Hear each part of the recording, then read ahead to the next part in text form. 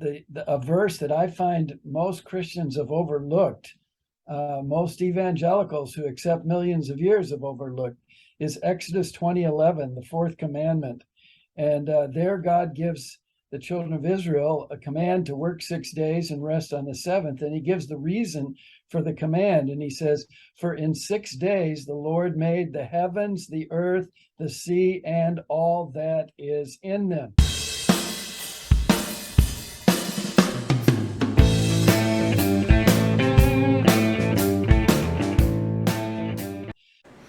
Hello, my name is Brian Bowen, and welcome to Apologetics 101. Again, this is a part of the Genesis series, this big, huge series I'm doing on Genesis chapter 1 through 11, and is a commentary series. So essentially, I am doing an exegetical analysis of a particular chapter or chapters. Then I'm going back and doing specific topological videos concerning certain issues that are raised up within those passages. And we're still dealing with chapter 1 of Genesis. And today we have a special guest from Answers in Genesis, Dr. Terry Mortenson, who's going to be with us and who's going to be discussing with us on the context of Genesis 1. We're going to kind of like go through it. It's not going to be quite like, when I did the exegetical analysis, because I was going in depth into the Hebrew and I was going verse by verse and that sort of thing.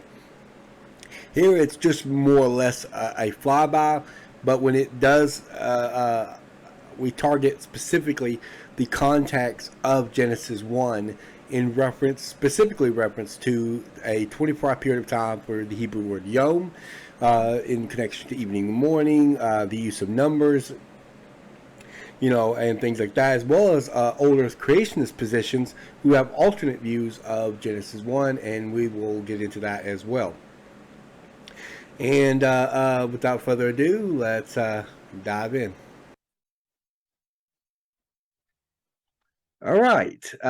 Here today, I have a special guest speaker, Dr. Terry Mortenson from Answers in Genesis. Do you want to introduce yourself? I've got it like a small bio that you have on Answers in Genesis, if you want me to read that. It says you have a MDiv, that's Master's in Divinity, and a PhD in the history of geology. Is that correct? Yes. And before I came to Answers in Genesis in 2001, I was a missionary with Campus Crusade for Christ for 26 years. And it says that too. I was sitting there wondering about that. Did you know Dr. Joshua McDowell? Because I know that he was part of that ministry. Yeah, he still is. I don't think I've ever met him personally, but certainly benefited from his writings. And is he a young Earth creationist? Do you know? I don't know. I know his son Sean is not, and I don't know. I don't think Josh probably is, or if he is, he doesn't seem to think it's very important. He might be a little bit more agnostic on the subject. Yeah. All right. Awesome. That is an awesome ministry, by the way. I wasn't saying something bad about it. It is still an awesome ministry. And so is Answers in Genesis. Y'all do great work there. Y'all really, really emphasize biblical authority. That's something that it's like a goal for y'all when y'all do these discussions. And we're going to be talking about that a little bit today, because we're going to be dealing with the context of Genesis chapter 1. I've been doing a commentary series to deal with the Hebrew word yom as a 24-hour period of time, and how we know from the context this is it, because there are lots of people that have different interpretations of it. And sometimes one of the things that I encounter a lot in older creationists is that they think that the mere possibility of an alternate view automatically means it must not be, as straightforward as we believe it to be. And but the presence of an alternate view doesn't really prove that it's not a straightforward text. because you can have an alternate view. I mean, someone could believe the resurrection of Jesus is spiritual, but that doesn't mean that it's not straightforward. Correct. I agree with you. All right. Um, all right. I guess just real briefly, we'll talk about Genesis 1:1. I've dealt with this a lot. What is the position? I know what the position is, but I just want other people to know. You probably heard of some theistic evolutionists have a position called a dependent clause translation, where they try to translate Genesis 1:1 as a dependent clause, so it's not the first act of creation. Try to give more time before Genesis 1:1, and also in process deny creati ex nihilo, creation out of nothing. But you take the traditional translation, correct? Yes. Almost, well, all of the really respected Bible translations all translated as an independent statement of the first act of creation. And there are lots of technical Hebrew arguments that people try to raise, but they do not stand up to scrutiny. The vast majority of Bible scholars living today and in past generations say Genesis 1:1 is the absolute beginning. But I would add, to get past all of the technicalities, just for a lay reader, um, a verse that I find most Christians have overlooked, most evangelicals who accept millions of years have overlooked, is Exodus 20:11, the fourth commandment. And there God gives the children of Israel a command to work 6 days and rest on the seventh. And he gives the reason for the command. And he says, "For in 6 days the Lord made the heavens, the earth, the sea, and all that is in them." So he didn't make anything before the 6 days. He made everything in those 6 days. And one of the things he made was the earth, and the earth is made in verse 1 in Genesis 1. So there's God's commentary on Genesis 1. I don't care about any modern Old Testament commentary. I want to know, what does God think? And Right. he tells us very clearly there. Um, uh, Also that and that also kind of rules out another view that some theistic evolutionists like Michael Jones has, that chapter 2 should be read as a sequel to chapter 1 rather than a specific event, because Exodus 20:11 made sure that everything that God created, that includes man, was created in Genesis 1. This means Genesis 2 is really a focused point where it zeroes in on the creation of man. So it's not it's not day 8, but Yeah, rather it's zeroing in on day 6. I like to picture it, and when I talk about this, I actually have a slide in my lecture presentation of a wide angle lens, camera lens, is representative of Genesis 1:1 to 2:3. And it's giving us a picture of the whole creation week. And Genesis 2:4 to the end of the chapter is telephoto zoom lens view of some events on day 6. I So was going to, oh, they're sorry, go not ahead. contradictory, they're complementary. And this is a technique that other biblical writers use, as well as other historians, because when a historian, even a secular historian, if he's writing about the Second World War or some battle in the war, he can't describe everything all at once. So he'll give the overview, and then he'll go back and look at some details. That actually reminds me of my commentary series, because that's exactly what I'm doing here. Yeah, But yeah, but yeah, also Genesis 2:4 is kind of like the connecting passage that clearly indicates that what follows after 2:4 is focused on a specific event within the creation of account. yeah. All right. Okay, let's move on from that, because I do have a full, just to let everybody know, I do have a full video on the traditional translation versus the dependent clause translation. I go into the Hebrew, Isaiah 46:10, which actually has, because they usually say the lack of a definite article in Bereshith.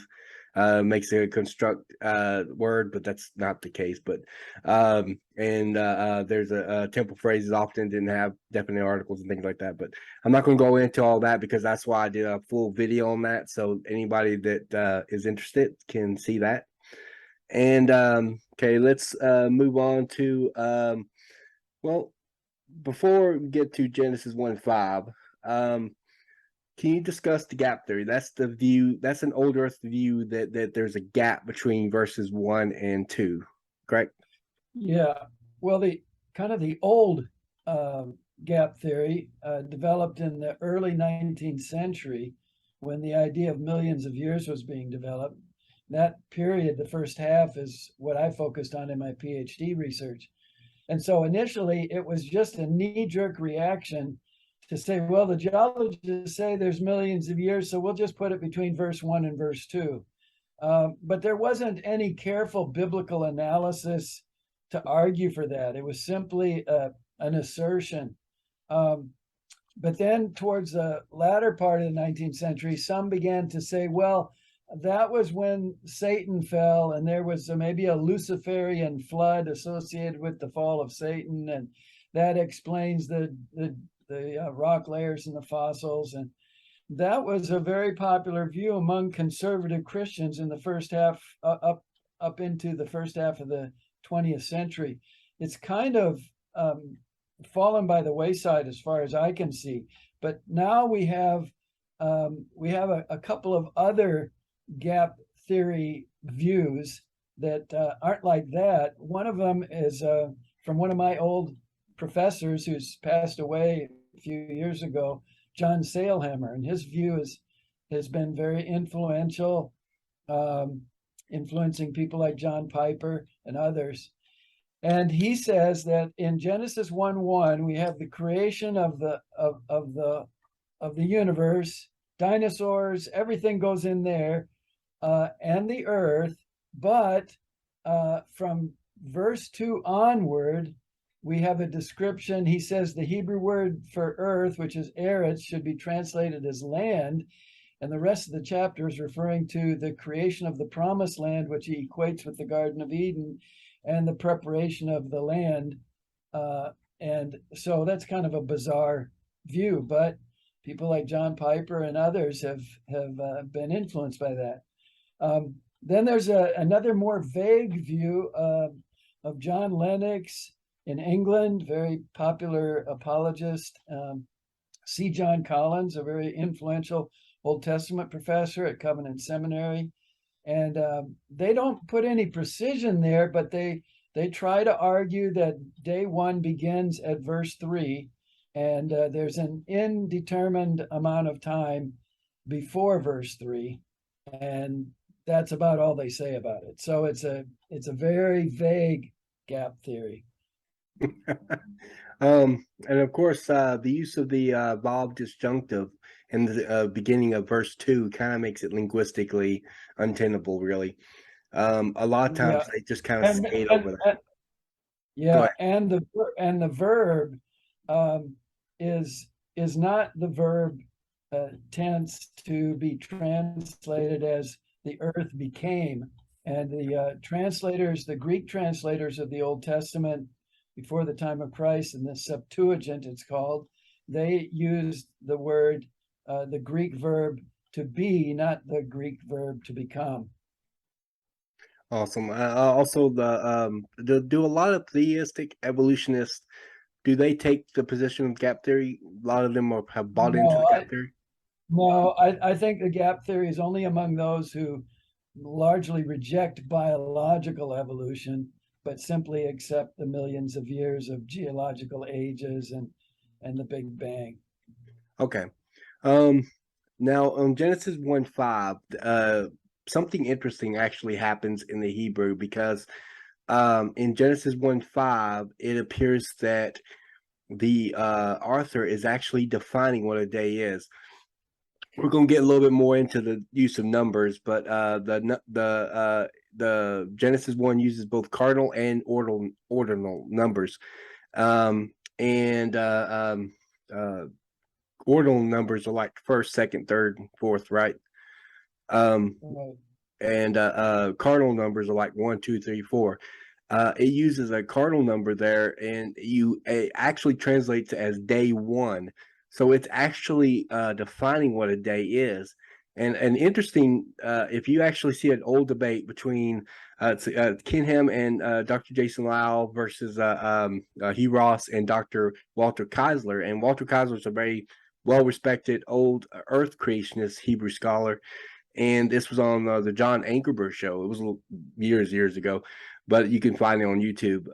And on there, Dr. Jason Lau talks about the how this actually is defining what a day is. And Walter Kaiser came back just really impressed. Says, "Yeah, that's exactly it."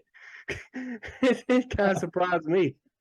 Yeah, yeah, yeah. So some of our English translations, um,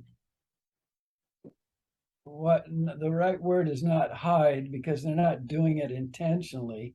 Of course, the first day that's described as one day is the first day in a sequence of the second day, the third day, the fourth day.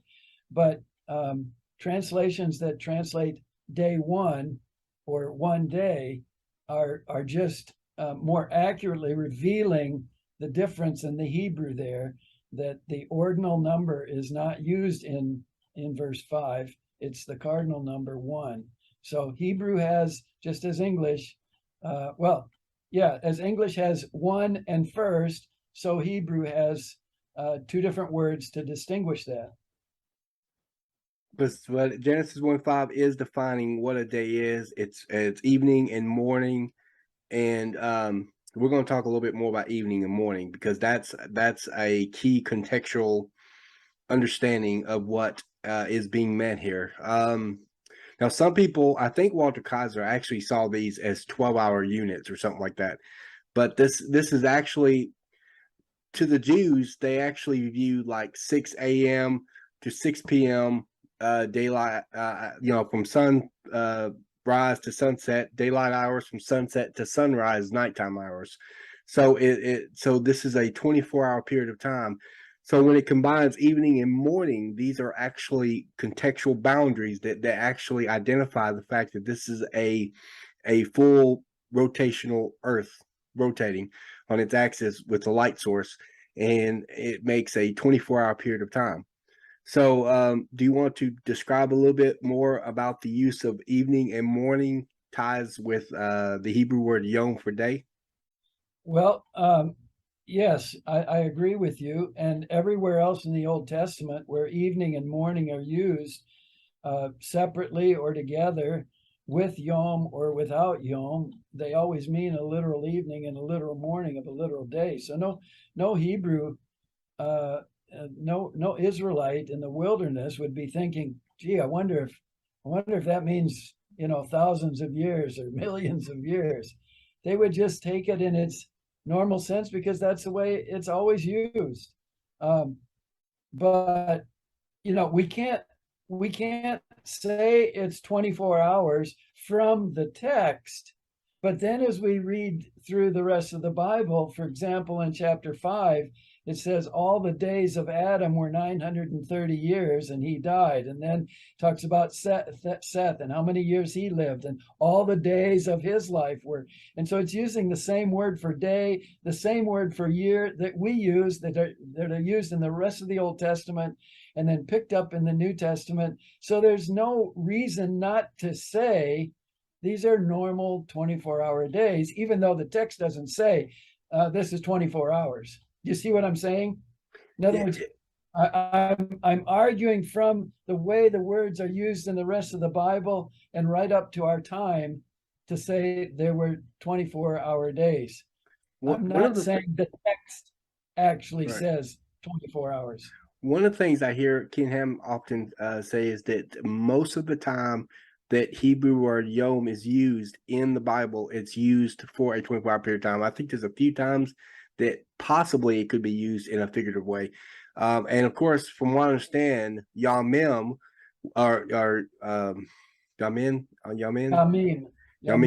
that's used in Exodus 20:11 is never used in a figurative way. Yamim is the plural, days, and context always indicates it's talking about literal days. So whether they're numbered or not, the only time you have yom meaning a non-literal day in Hebrew, the 2,301 times it's used in the Old Testament in the singular, it's used in conjunction with other words. So you might have the day of the Lord. That may, in some contexts, be referring to the day that God begins judgment on Israel or whatever. But it could also be referring to a period of judgment. Context would have to tell you that in any particular case. But it's saying the day of the Lord, that's giving you a clue. Okay, this is using it in a different way. But normally, the vast majority of cases, yom in singular and always in plural means a literal day. Yeah, even in the cases where there's a few possible abilities of a figurative meaning, according to Safati, Dr. Jonathan Safati, in his book Refuting Compromise, he said the day of the Lord can still be referring to a specific day. Sure. Yeah. Depends on context. All right. All right. Also, I'm just going to we'll briefly talk about this. I know that this gets brought up a lot by older creationists, so I might as well just throw it out there. There's a reference in Second Peter. I actually know how to respond to this, but there's a reference in Second Peter where Peter says that the day of the Lord is 1,000 years, and 1,000 years as one day. And some older creationists have used that to try to define day. And there's even some church fathers that misunderstood, that passage as well, that thought it was a type for the millennium, and that's how many days that Jesus was going to come and that sort of thing. So what do you think? But we need to say that when the church fathers did that, they were not saying that the days of Genesis 1 were not literal days of creation. They were saying they were literal days, but they were also typological of the whole period of history before the return of Christ. So many people try to use that their statement referencing the typological application of Second Peter to say, well, they didn't believe in literal days of creation, but they did. Yes, I agree. This is something that I've encountered as well on with Irenaeus, like Joel M. Anderson would try to argue something like that. And I've actually read Against Heresies by Irenaeus. He believed in a literal Adam. He believed in the events around Adam was literal. He believed that the days were literal. In fact, the most explicit reference that I can think of comes from Irenaeus, because Irenaeus says just as many days that God created, so to how many thousands of years that it should be destroyed. So he makes that distinction. So he's aware that it was in 24-hour periods of time, but he then tries to make that as a type for how many thousands of years that Jesus would come. And so he believed in a literal 24-hour period of time. Exactly. He just believed it was a type for it to the millennium. I think it was only the School of Alexandria that really took a more figurative meaning of Genesis 1, if I'm not mistaken. They were taking lots of figurative meanings of things. So, especially Origen, he was known for it. Yeah. All right. Let's discuss the day age theory. That's a very common one with Genesis 1. How they believe that each one of the Hebrew word yom is represented by an indefinite period of time. Now, one of the arguments of Hugh Ross, he's probably the most famous day age theorist out there, and one of the arguments he uses a lot of times is that he will try to say, because he'll bring up all the possible meanings of the word yom. It could mean this, and this, and this, and it could also mean an indefinite period of time. And he brings that to a given context. Now, this is actually a word study fallacy that D.A. Carson called the unwarranted adaption of a semantic field. You can't bring all the possible meanings of a word to a given context, because the context actually regulates which meaning is actually in view. That's right. So, what's your thoughts on that? Yeah. Well, Ken Ham has made famous a great illustration using the English word day. Back in my grandfather's day, it took 12 days to drive across the country during the day. So I've just used the word day with three different meanings. And every English speaker knows exactly the meaning in each case, and you can't move the meaning around. Context controls the meaning. So back in my grandfather's day, that's when he was driving, say age 16 to 86. It took 12 days. Well, that's 12 24-hour days to drive across the country during the day. That's the light portion of a 24-hour day. So context is king, and we can't just say whatever we want. We can't go to the dictionary and say, well, it has all these different meanings. I like this meaning for the word here. No, a context determines the meaning, and the context, as we've already talked about, the numbering of the days, the defining of a day in the very first instance in Genesis 1, verse 5.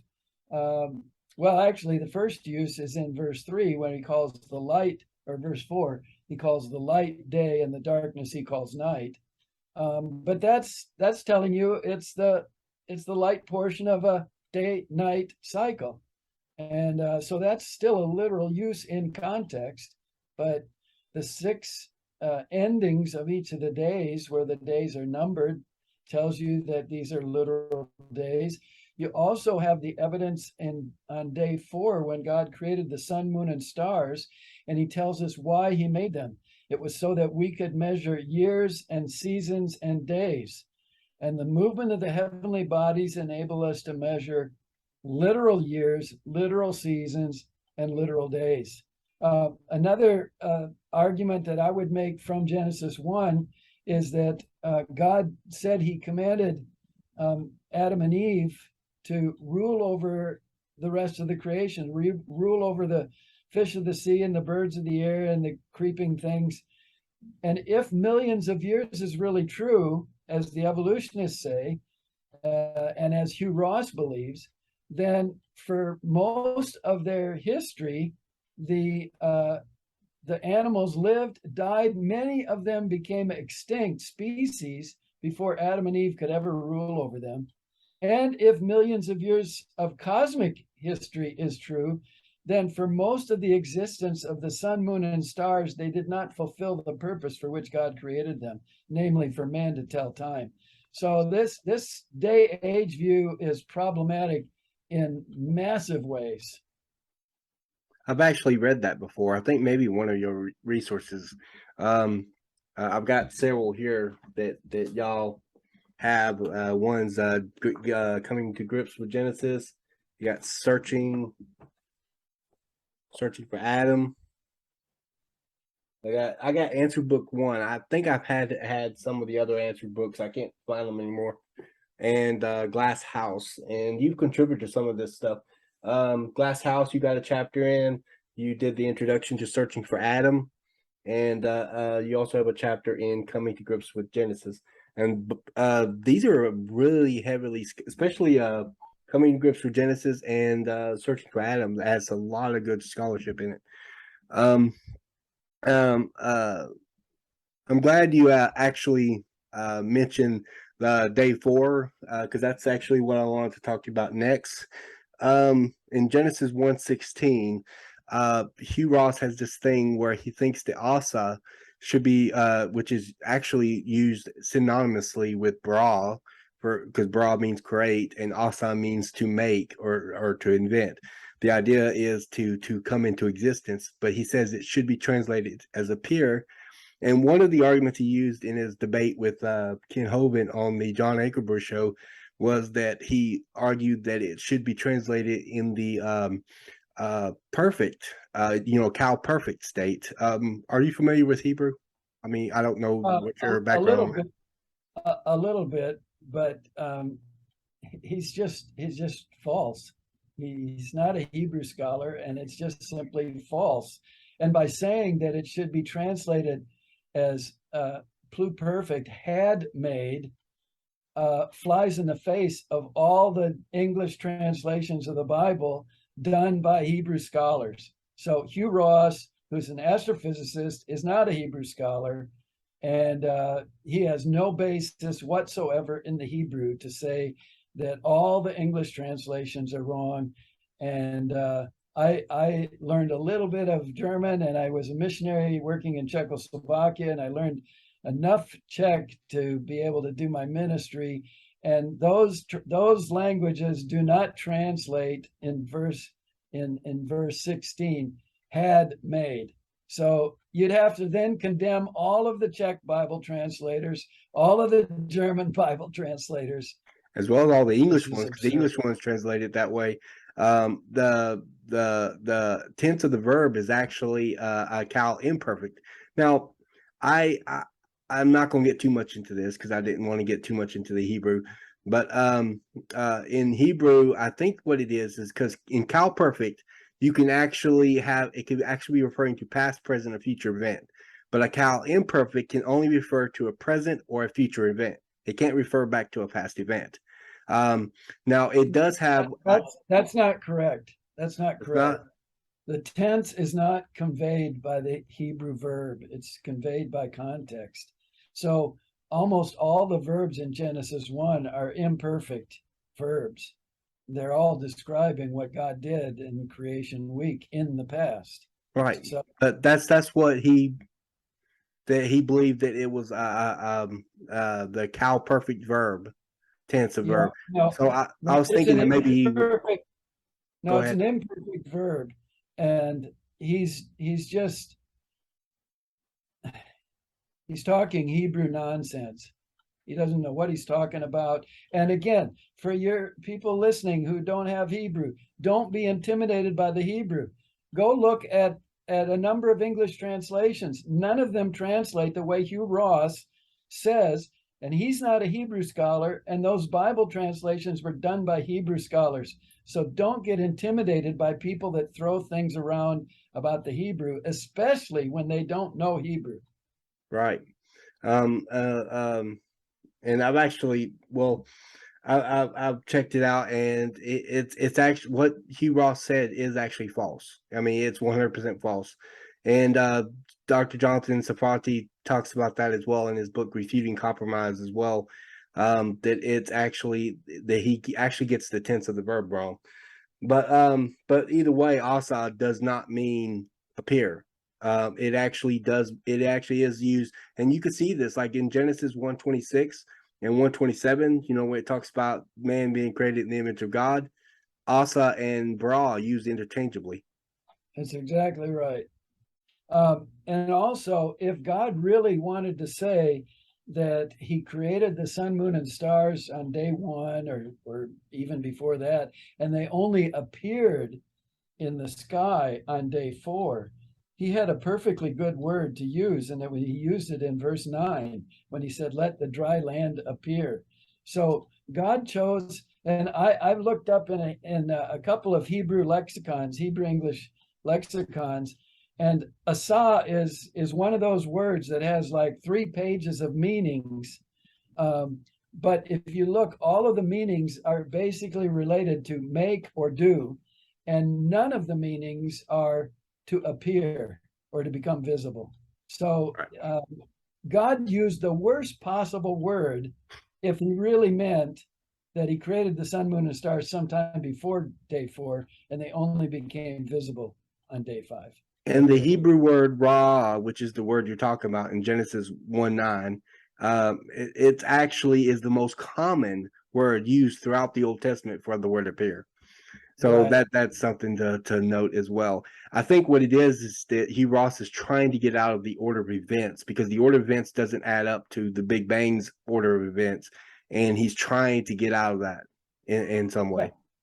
He's doing what we call eisegesis. He's reading into the text what he wants it to say. He is not letting the text speak. And he does that with almost every verse he uses in his books, arguing for the Big Bang and billions of years and the day age view. All right.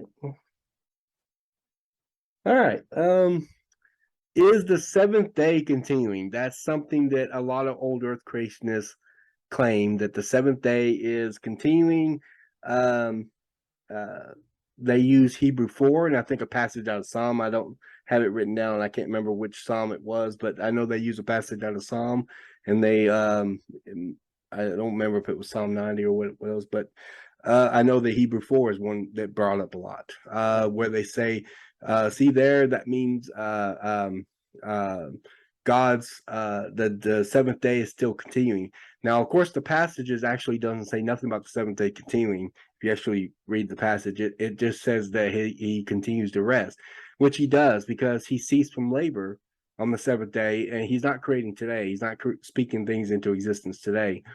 And so, on that, what's your response to it when you hear older creationists Yeah. propagate that? Well, it's the same response I use when I'm dealing with anybody who's raising arguments to try to explain away the Bible, whether they're in a cult or just a Christian trying to harmonize the Bible with some view in the world. And that is, let's look carefully at what the text actually says. And you go to Hebrews chapter 4, and nowhere does it say that the seventh day is continuing. What it says is, as you've already alluded to, but I just want to emphasize, it's God's rest that continues. And it's not his rest of salvation, of redeeming people. It's not his rest from his work of providence upholding his creation, but it is his rest. He's referring to Genesis 1, his rest from creating. He is not now creating. But we can also argue it this way. If we are in the seventh day of rest, that means that God is not creating right now. He's resting. And that means that whatever process the scientific community is studying, whether in genetics or in geology or astronomy, they are not studying creation activity of God because he's resting. Another thing is, it doesn't gain you anything, because the whole reason that people are arguing this way is because they think the scientists reasoning from the created world have proven millions of years in the Big Bang. another thing is that he tries to argue that because of the absence of evening and morning. But well, there's two problems with that. One, if evening and morning is being determined on the seventh day, then the seventh day didn't really start either, because it doesn't mention the morning either. And Right. the second problem with that is that the Exodus 20:11 makes it clear that the first 6 days were the actual days of creation. The seventh day was the day following creation where God rested from his work. And and the Exodus 20:11 says he sanctified that. That means he set it apart.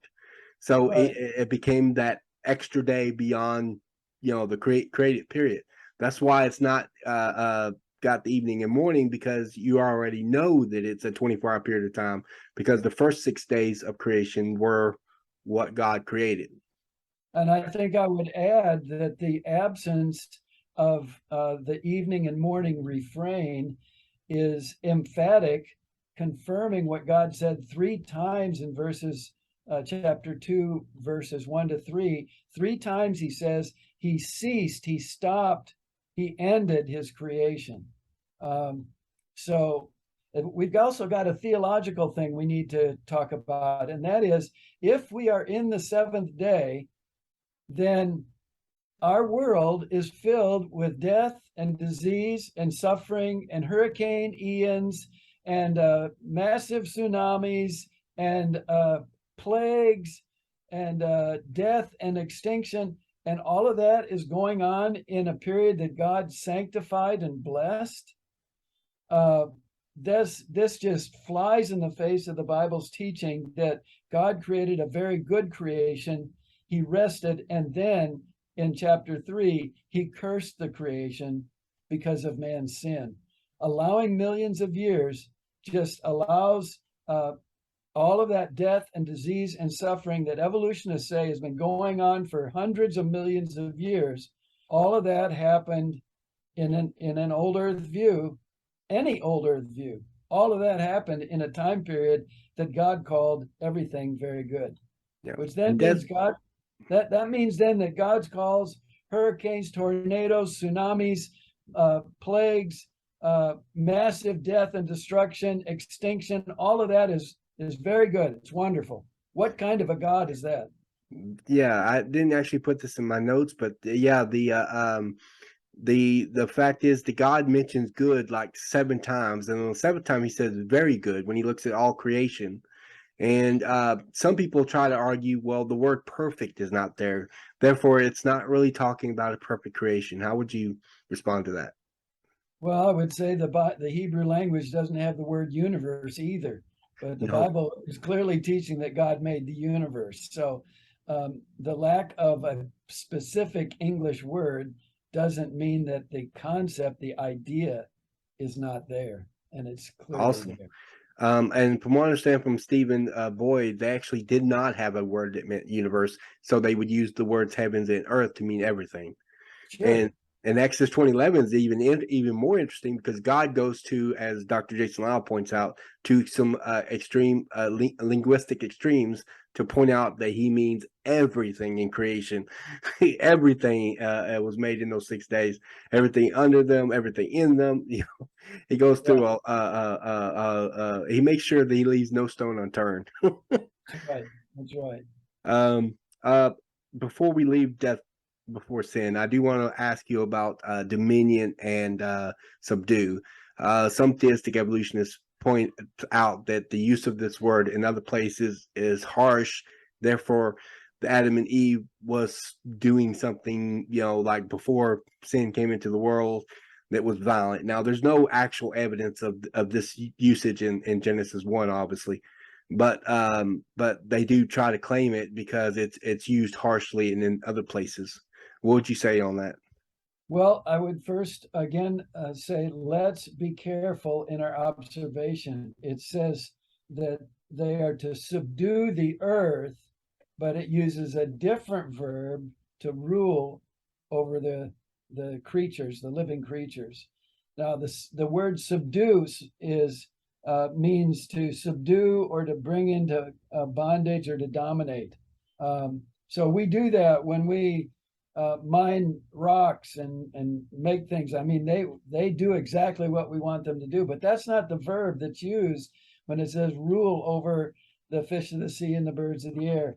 And I could give you several Bible verses, if I can read my fading notes in my Bible, where the Hebrew word, which is radah, it does sometimes in context. The context reveals that sometimes it means harsh rulership and dominance, but there are other places where the context makes clear it doesn't imply that at all.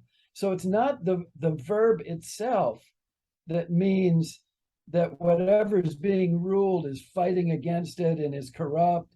It's the context that the verb is used that tells you whether what is being ruled is fighting against that dominion or not. And there's Interesting. nothing in Genesis 1 that indicates that the creation was fighting or resisting Adam's rule. Interesting. Subdue is mentioned along with dominion, which means authority. And when you see Adam having authority, like for example, the animals are brought to Adam and brought to Adam to have them name it. In ancient times, to name something is to exercise authority over it. He didn't have to fight the lion to try to name the lion. Rather, Right. instead, it was kind of like a God-given authority over him. Sure, exactly. And you can, I can rule my family harshly, or I can rule my family lovingly. And so the verb itself, the Hebrew verb, does not mean by itself that what is being ruled is in rebellion, in corruption, is dangerous. just doesn't mean that. And I could give you several verses, Psalm 68:27, 1 Kings 5:16, 1 Kings 9:25 are all examples where that same verb is used, and there's no indication in the context of harsh rule or the objects that are being ruled are, fighting or resisting the rule. Right. We're getting close to the end of our time together. I got one final question to ask you. Uh, what is the implication of this context, but particularly how would you understand Genesis 1 as history? Like someone says, oh, well, it's not really trying to give a historical account of creation. How, because I know you've done a lot of talks on Genesis 1 as history. And so what would you say to that in terms of this is definitely historical narrative? It definitely is intended for us to take it straightforwardly. And now this is the implications of, doing that. Right. Well, I would say a number of things. In context, the verbs. You start with a perfect verb in verse 1, and then from then on, you have the imperfect verb with the little Hebrew letter, the vav, connected to the imperfect verb at the beginning of each sentence, and sometimes in the middle of the sentence if it's a compound sentence. And this is a typical characteristic of historical narrative. It's called the vav consecutive with the imperfect verb is a typical marker of Hebrew narrative, historical accounts, and it's hardly ever used in poetic texts in the Bible. So that's a dead giveaway. And one of the chapters in Coming to Grips with Genesis that you held up there, the green book, is by a Hebrew scholar. And he argued, he looked at 40 different passages that were where all the scholars agree are Hebrew poetry, and 40 passages where all Bible scholars agree this is Hebrew narrative, historical narrative. And then he did a statistical evaluation of the verbs in Genesis 1, and he said it is 99.99% certain that Genesis 1 is historical narrative. You're referring to Stephen Boyd, ain't you? Stephen Boyd. And then as you go through chapter 2, chapter 3, all the way through the book of Genesis, that vav consecutive is the dominant characteristic. That's what carries the narrative of events. So I would just ask somebody, if Genesis 1 isn't history, well, where does the history begin? Genesis 2, Genesis 12, where does it start? Linguistically, there's no basis for saying that Genesis 1 is some kind of unique piece of literature. It's unique because it's describing unique events, but it's not unique in, and it does have some repetition, but Numbers, I think chapter 7 repeats as it describes the 12 days of sacrifice when they dedicated the tabernacle. There's lots of repetition, but it's describing literally what they sacrificed on 12 literal days. So these arguments, well, it's semi-poetic, they're flawed attempts to try to explain away the obvious, that this is a historical account of the creation of the world. God confirms its history in his commentary on Exodus 20:11. Jesus, in every reference to Genesis 1 to 11 that's recorded about Jesus in the Gospels, he always refers to these chapters as straightforward literal history. So do all the New Testament writers. We've got 2 chapters in Coming to Grips with Genesis that documents that. There's simply no basis, really, for saying that this is anything other than history, recording real events. But let me add this. It's more than history. It's not simply history. And if we only read it as history and we don't get the central truth that God is the creator, that he is Lord over all, that we are made in the image of God, we're distinct from the animals, we're not self-made men were created by God. If we don't get those theological truths, and all we look at is the historical details, we've missed the heart of the passage. God didn't give this to us just to satisfy our historical curiosity. I believe I heard you in a lecture one time, or recently, because I watched some stuff that you had in terms of lectures and stuff on Genesis 1. You said that that Genesis 1 through 11 is more than history, but it's not less than history. Is That's how right. you word it. That's right. That's Okay. right. And that history is foundational to the theology and the morality and the marriage truths that are taught in those chapters.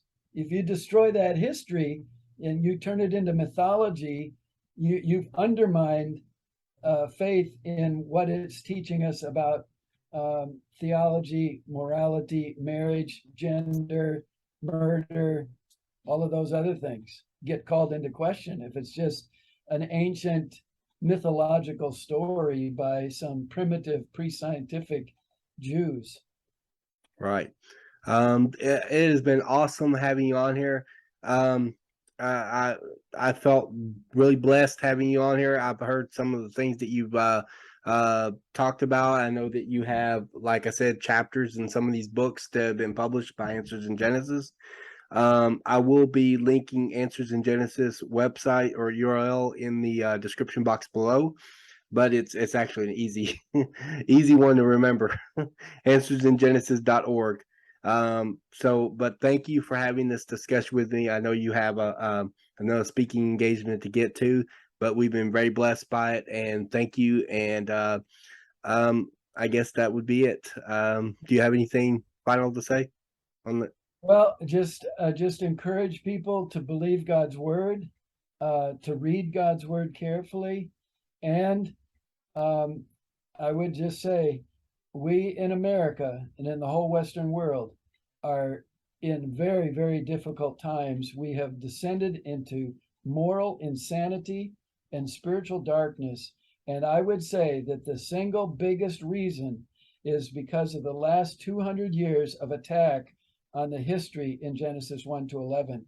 And most of the church is compromised with millions of years, and they say it doesn't matter. And a growing number of evangelical theologians are compromising with evolution, even questioning whether there was a literal Adam.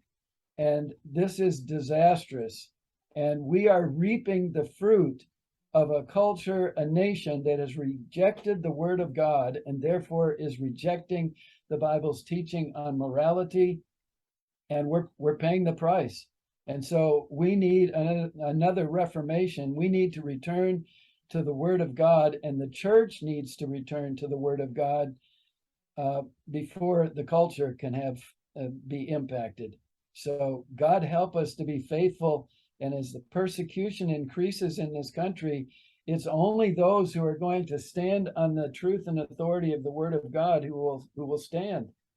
And I pray that you and I will be among those who stand. Amen. All right. Thank you for joining me, and I appreciate it. I wouldn't mind having you back on here eventually, another different topic, but later on down the road maybe. Okay. Because I know you've done a lot of discussions on history. I mean, we alluded at some things on history, but that would take an entire video in itself to really cover more details on it than what we have here. And I want to be able to be respectful to your time. And thank you again for joining us on here, and we appreciate it. And for everybody else, I will be queuing a closing where I do my conclusion and to the video. And I will see you later. And again, thank you for joining me, Dr. Terry Mortenson from Answers in Genesis. God bless you.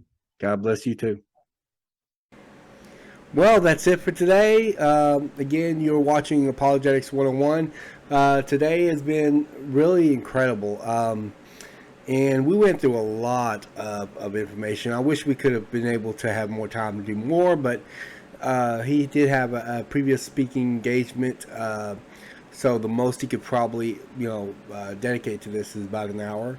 and so that's what we did. It was a really cool discussion, and with the historical narrative, I do want to point out the technical name for the verb with the imperfect is actually called vagito.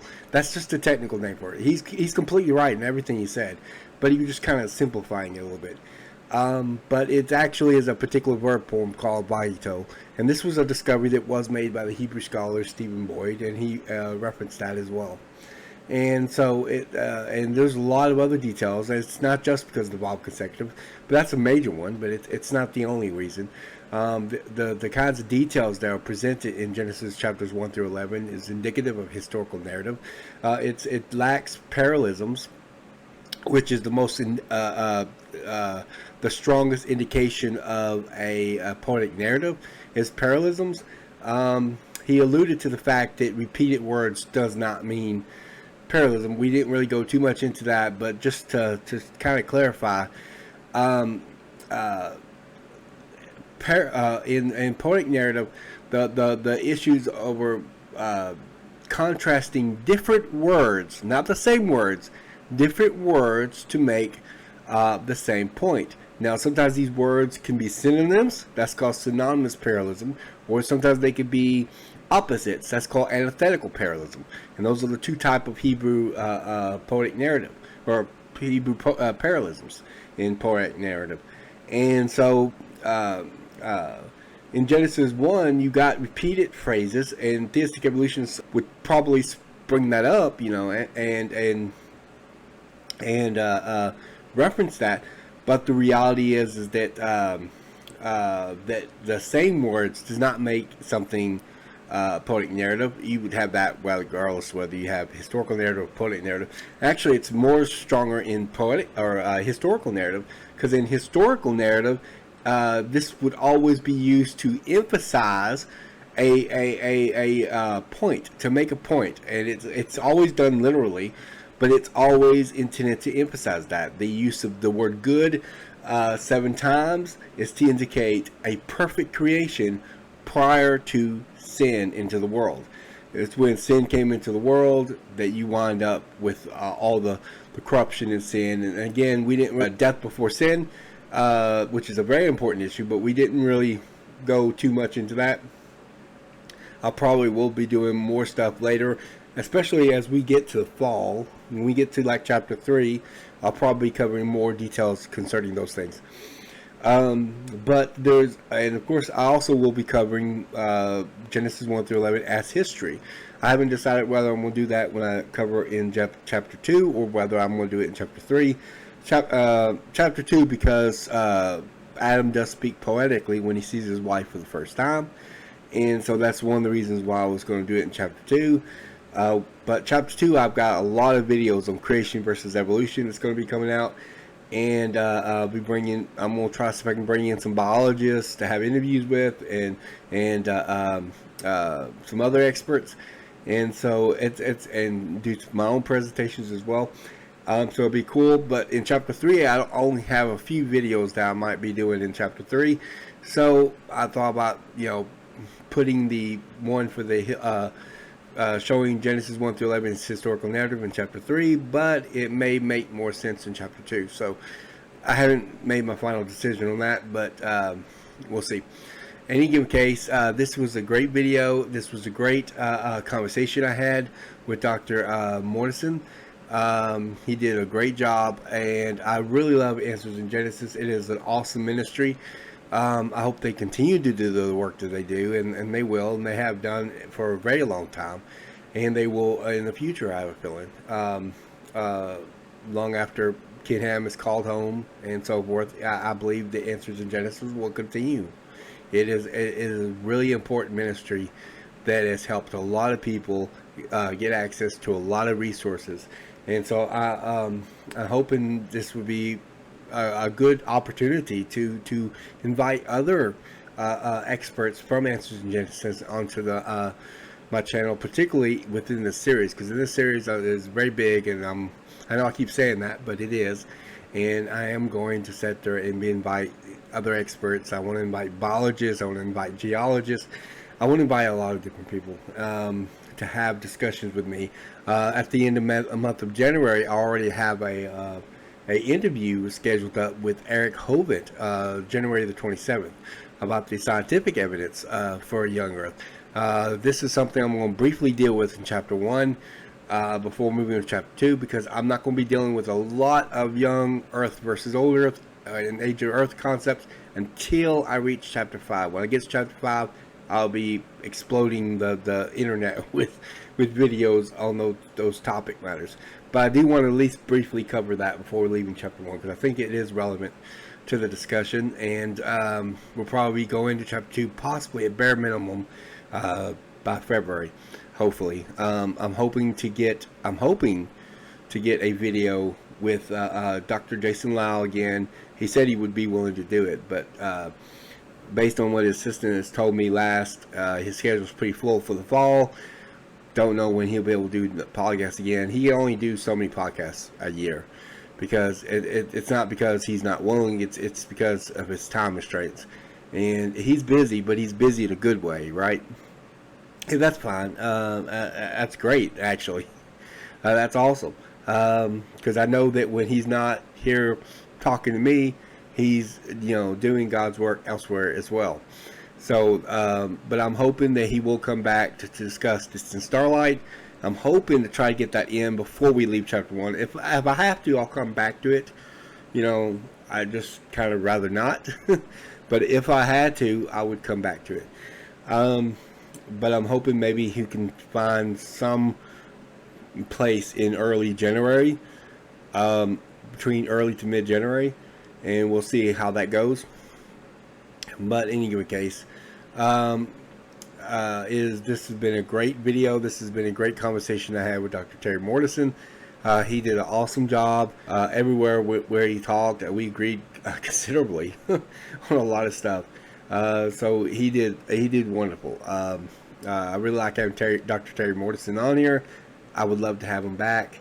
And by the way, if you have not subscribed to the channel, please do so and like the video. I don't know if anybody notices this. I notice this when I watch YouTube videos. Most of the YouTube videos I watch, I don't ever subscribe to or hit the like button. Even if I really like a video and really like the content that they have. I'm trying to kind of revert back from that, because if I really like what they are, for lack of a better word, selling me, that interested in the subject matter, then I should subscribe to the channel, because it has areas of interest that would interest me, that I would very much like to see or see more of. And liking the video helps get the information out there as well. And so every time you view it, every time you subscribe it, every time you like the video, it helps get this information out there. And I want this information to get out there. I want this discussion to get to more people. The more people it gets to, the more I feel like that this video has blessed them. That God has blessed them through this video, through this content, through Dr. Terry Mortenson, through me, through my ministry, and through Answers in Genesis ministry. And I will be linking Answers in Genesis, by the way, below. It's an easy, like I said in the video, it's an easy website to remember, answersingenesis.org. So it's very easy, but I'm going to link it in the description box below. They have lots of cool articles on their website, so please check them out. Even if you just absolutely don't want to reference them, maybe you don't think they're a scholarly source and that sort of thing, that's fine. They've got references within their website that goes to other sources that can be used for further your research.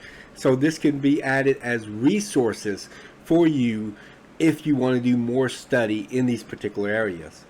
And so I find that to be probably one of the benefits of their website that is so great. They've got articles that are linked to Answers Research Journal, which is a free journal you can get online. That's published by Answers in Genesis, but they have lots and lots of peer-reviewed journal articles on there. I've read many of them over time, and they've got books that have been written out, and some of these chapters appear on this site. And so this will be a way to allude you to more books. If you don't know what kind of sources you can get on the information, you can get that. Like I said, I would definitely recommend these books right here, Coming to Grips with Genesis, that I showed in that video, and Searching for Adam. I would recommend the other books for there too. The Answers series is awesome as well. But the Answer series are more for simplified answers, just to give you some basic answers, which is good. You should have that. Basic answers, and when you're responding to people, it's really not intended to be technical, and so it's intended to be a more simplified format. But they also have books like this that have lots and lots of good scholarship in it. They've got scientists that wrote chapters in it. There are scholars that have written chapters in it, and so it is great. It is so I would recommend purchasing those kinds of things. And there's a lot of other stuff you can purchase, and I think they have a store as well that you can go to if you want to publish the books. I think all their books are probably available on their store, but you can also if you just like buying from Amazon, you can also buy those same books from Amazon. But in any given case, this has been great. I love doing it. I knew from the beginning when I did the exegetical analysis of the Hebrew of Genesis 1, I knew I was going to do a contextual analysis of the passage, because I wanted to go more zeroed in on the context of Genesis 1, which, as me and Dr. Terry Mortenson both said, this is a very important issue. Context, as Dr. Mortenson said, is king. That's not to take away Jesus' kingship. What it means is that context is the key to understanding what is meant in that passage. And in exegesis, you prioritize context. And it's not just in exegesis, even in translating. Translators, studying the original languages has taught me that translators have to interpret the passage. And they have to use a lot of the same rules of exegesis as exegetes do. And guess what their number one is? Context. Yep. The context determines the meaning of the word. And so Genesis 1 is definitely history. Genesis 1 is definitely talking about 24-hour periods of time that God created in 6 days and rested on the 7th day. His rest is continuing, but not the day itself. The day is not continuing. If I say I rested on Friday, and then Monday comes around and I say I'm still resting, it doesn't mean it's still Friday. That's just irrational. But there are old earth creationists that propagate that. And we did get to talk a little bit about old earth creationists. We didn't go too much in depth. We didn't deal with every old earth creationist view. We dealt with the gap theory. We alluded to some things that are argued by the theistic evolutionists, and we especially dealt with the arguments for the day age theory, which was much more, my focus as far as dealing with responses. Now, when I get to chapter 5, like I said, we're going to be doing much more age of the earth type stuff, so we'll deal with a lot more arguments against and responses to old earth creationists and so forth. And so I can't wait to get there. I can't wait to chapter 2 either, because in chapter 2 I'm going to be doing a lot of creation versus evolution discussions, and so that's going to be awesome as well. Hopefully I can have Dr. Terry Mortenson come back eventually. But in any given case, don't forget to subscribe to my channel. Don't forget to like the video. Don't forget to drop a comment below. I would love to hear from you, hear what you think. And, well, anyway, this has been another one from Apologetics 101, and I will see you on the next one.